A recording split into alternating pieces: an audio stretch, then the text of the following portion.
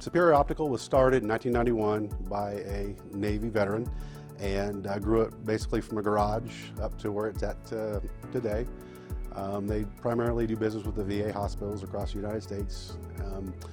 They really profess and like to do business with veterans. We like to hire veterans.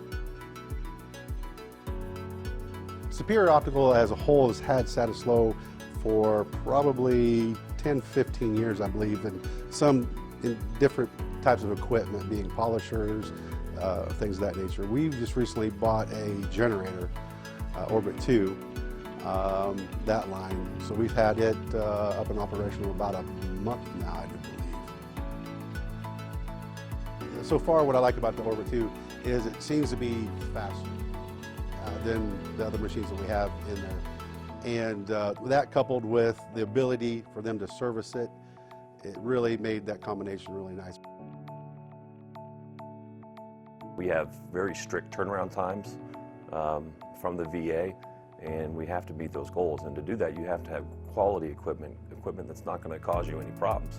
And should it cause you any problems, it's always good to make sure that the service can be available for it. And I think that's what we found with Satisloh, is that when we have issues, we have techs that are there almost immediately, next day, maybe 2 days at the latest. And so that helps us quite a bit. There are a lot of new technologies that are very exciting. Satisloh is unveiling new equipment like we're seeing here at this particular meeting. So it's exciting to see what's out there. So you're always looking for different things, whether it's blockers, deblockers, generators, edgers.